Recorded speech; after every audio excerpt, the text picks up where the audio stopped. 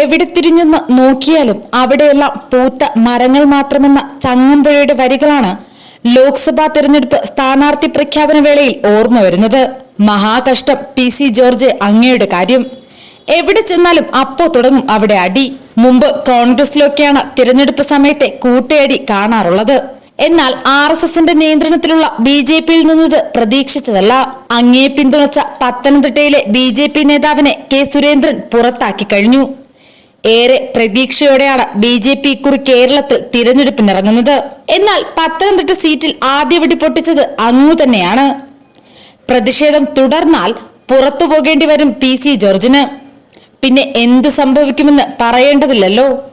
ഇനി അങ്ങേക്ക് മുന്നിലുള്ള വഴി ഒന്നുകിൽ അനിൽ ആന്റണിക്ക് വേണ്ടി വോട്ട് പിടിക്കാൻ പത്തനംതിട്ടയിൽ ഇറങ്ങുക, അല്ലെങ്കിൽ പഴയ ജനപക്ഷം പൊടി തട്ടിയെടുക്കുക. അപ്പോഴും ഒരു പ്രശ്നമുണ്ട്.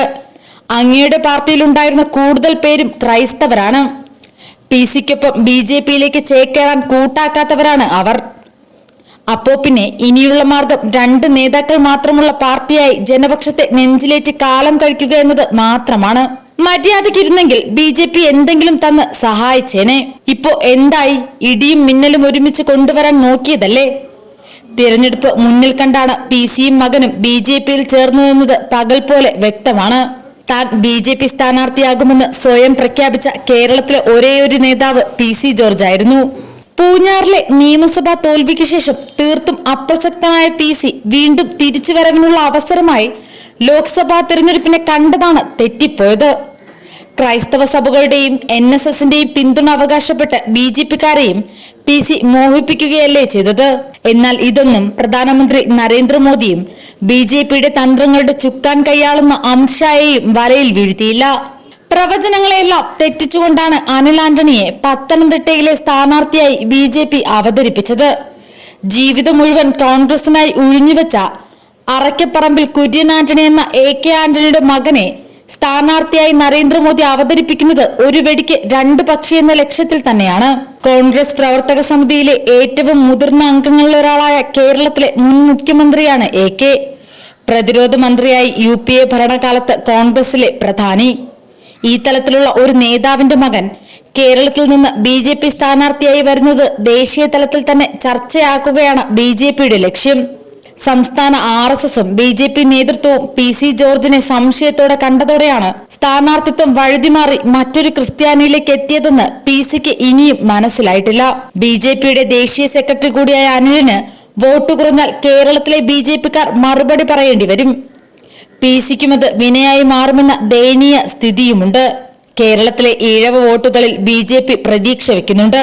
SNDP നേതാവായ വെള്ളാപ്പള്ളി നടേശൻ പരസ്യമായി PC തള്ളിപ്പറഞ്ഞതും പത്തനംതിട്ടയിൽ നിർണായകമായിട്ടുണ്ട്.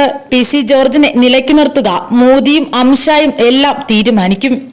അതിനപ്പുറം എടുത്തുചാട്ടങ്ങൾ വേണ്ടെന്ന സന്ദേശമാണ് PCക്ക് BJP കേന്ദ്ര നേതൃത്വം നൽകുന്നത്. BJP സംസ്ഥാന നേതൃത്വം അറിയാതെ മറ്റൊരു വഴിയെ ഡൽഹിയിലെത്തി BJPയുടെ ഭാഗമായ നേതാവാണ് PC. അതുകൊണ്ട് തന്നെ കേരളത്തിലെ ഭൂരിഭാഗം നേതാക്കളും PCയിൽ നിന്ന് അകലം പാലിക്കുന്നതും അദ്ദേഹത്തിന്റെ ശ്രദ്ധയിൽപ്പെട്ടിട്ടില്ലെന്ന് തോന്നുന്നു. കേരളത്തിൽ RSSന് താല്പര്യമില്ലാത്ത വഴിയെ BJPയിൽ എത്തിയതും വിനയായിട്ടുണ്ട്.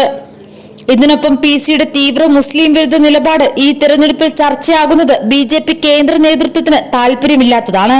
ഈരാട്ടുപേട്ടയിലെയും മറ്റും വിവാദങ്ങൾ ആളിക്കത്തിച്ചാൽ അത് ദേശീയ തലത്തിൽ ന്യൂനപക്ഷ വിരുദ്ധ ഇമേജ് BJPക്ക് നൽകുമെന്നും ദേശീയ നേതൃത്വം വിലയിരുത്തുന്നുണ്ട്. അങ്ങനെയാണ് പത്തനംതിട്ടയിൽ PCക്ക് പകരം അനിൽ ആന്റണി എത്തുന്നത്. അപ്പോ പിന്നെ എന്താ വഴി? ഒന്നുകിൽ മിണ്ടാതിരുന്ന് BJPക്കൊപ്പം നിൽക്കുക, അല്ലെങ്കിൽ പിന്നെ ഒരു വഴിയുമില്ല. ജനപക്ഷവുമെടുത്ത് കയറിച്ചെല്ലാൻ ഇന്ത്യയിൽ വേറെ മുന്നണിയില്ല.